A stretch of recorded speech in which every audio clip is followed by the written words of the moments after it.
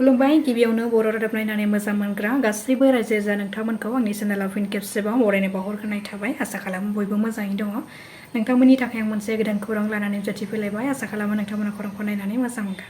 गुवाहाटी सोहोराव सासे लाइमोन सिख्ला खौरांगिरिया गावखौ फोजोबनानै लादों। बे जिउ फोजोबना लानाय खौरांगिरिखौ रितुमनि रय होननानै सिनायथिनो हादों। मिथिनो मोननाय बादिब्ला रितुमनि रयआ फैगौ डिसेम्बर दाननि 5 खालाराव हाबानि रादाया थि जाखाबायमोन, नाथाय बिथांनि बेबादि हरखाब गावखौ फोथैनानै लानाया बयखौबो सोमोनांहोदों।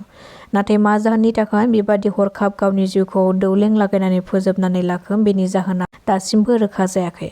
पुलिसआ बे जाथायनि सायाव दायो गोख्रों नायबिजिरनायखौ जागायबाय। मिरु रैखाथि बिफान आरो डिफेन्स रिसार्च एन्ड डेभेलपमेन्ट अर्गेनाइजेसननि मावख'गिरि होननानै नंखाय सिनायथि होनानै लाग्रा सासे सुबुंखौ खादों पुलिसआ। खौरां मोननाय बादिब्ला बे नंखाय सिनायथि होनानै लाग्रा सुबुंखौ पलासगुरि गामिनि दिपज्योति दास होननानै सिनायथिनो हादों। थांनाय 2-3 बोसोरनिफ्रायनो दिपज्योतिया गावखौ बेबादि गोजौ थाखोनि मावफुं सोद्रोमा होननानै सिनायथि होनायजों लोगोसे गोबां सुबुंफोरखौ सिगिसुख' खालामनानै हुमखि होदोंमोन। पुलिसआ बिनि हेंथायै संदाननानै बिखौ हमनो हानायजों लोगोसे बिनिफ्राय गंसे पिस्तल, गंसे फर्चुनार गारि आरो गोबां नंखाय फोरमानलाइफोरखौबो बोखांनो हादों। पुलिसआ गावखौ हमनो थांनायखौ मिथिनानै खारखोमानो नाजादोंमोन दिपज्योति दासआ, नाथाय आजारा पुलिसआ होसो होसो हमनो हायो बे दुथां दिपज्योति दासखौ। नगावआव हाग्रानि मैदेरनि गाग्लोबनायाव सासे आइजोनि जिउ खहा आरो गुबुन सासे आइजोआबो गोब्राबैनो जोखोम जायो। रिपर्टनि बादिब्ला नगावनि नयपामाव मैया फुंनि समाव जादों बे गिख्रंथाव जाथाया। फुंनि समाव बेरायग्लांनो थांनाय सानै आइजोखौ हरखाब हाग्रानि मैदेरा लोगो मोननानै लामायाव गिख्रंथावै गाग्लोबनायजों लोगोसे बिसोर सानैबो गोब्राब हालोदाव जोखोम जादों। बे खौरांखौ मोननाय लोगो लोगोनो जायगानि सुबुंफोरा थांनानै फाहामथायनि थाखाय देहा फाहामसालियाव लांनाय जादोंमोनब्लाबो नाथाय सासेया देहा फाहामसालियावनो जोबथा हांबोयो। बे गाग्लोबजानानै जिउ खहा जानाय आइजोखौ रितुमनि दास आरो गुबुन सासे गोब्राब जोखोम जानाय आइजोखौ माधबी दास होननानै सिनायथिनो हादों। भारतआ गोदान गाहाय बिजिरगिरि मोननो हाबाय। बिजिरगिरि सूर्यकान्तआ मैया भारतनि 53थि गाहाय बिजिरगिरि महरै समायखिरा लाबाय। हादोरगिरि द्रौपदी मुर्मुआ मैया बिजिरगिरि सूर्यकान्तखौ जौसिन बिजिरसालिनि गाहाय बिजिरगिरि महरै समायखिराखौ लाहोयो। गाहाय बिजिरगिरि सूर्यकान्तनि समायखिरा लानाय हाबाफारियाव गाहाय मन्त्रि नरेन्द्र मदि बिथांजों लोगोसे गोबां मन्थ्रिफोराबो बे हाबाफारियाव बाहागो लादोंमोन।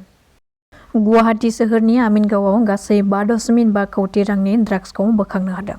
बोखांनो हानाय ड्राग्सनि लिरथायखौ 640 ग्राम आरो बेजों लोगोसेनो बे जाथायजों सोमोन्दो थानाय 4 सुबुंखौबो खादों। बिसोर जादों फारियै वाहिदुर आली, राजु गिरी, अभिजित दे आरो भिकी चौधुरी होननानै सिनायथिनो हादों। बेनि अनगायैबो कार्बि आंलंनि डिलाइटआव 1 कौटि रांनि ड्राग्स बोखांनो हानायजों लोगोसे खमैबो 74 लाखनि 7,800 थाइ याबा टेब्लेट आरो 25 लाख रांनि 200 ग्राम मर्फिन बोखांनो हादों आरो सानै माइबम टप्पा आरो आजमदुल्ला मुंनि सानै सुबुंखौबो खानो हादों। सुलुंनिफ्राय मिथिनो हानाय बादिब्ला मणिपुरनिफ्राय गुवाहाटीनि नालापारासिम लांबाय थानाय समाव सिग्रोमनायनि गेजेरजों बेफोर गोबां बिबांनि ड्राग्सफोरखौ बोखांनो हादों।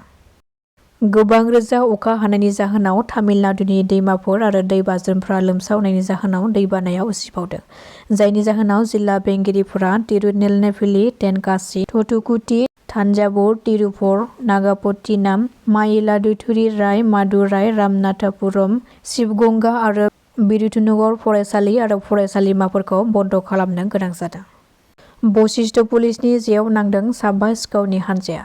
गुवाहाटी सोहोरनि गोबां ओनसोलफ्राव सिखाव खावनायनि उदखार खालामबाय थादोंमोन बे सिखावनि हानजाया। खाजानाय सिखावफोरखौ फारियै जाकबिर आली, आशराफुल इस्लाम, शाहजाहान आली, इउसुफ आली, गुबुन सासेखौ चन्दन बर' होननानै सिनायथिनो हादों। जुबिन गार्गनि न्याय नागिरनानै दिसपुरनि जनता भवननि साखाथियाव सासे बैसोगोरा सुबुङा आखायाव जुबिन गार्गनि पस्टार लानानै खुद्रिसारदों।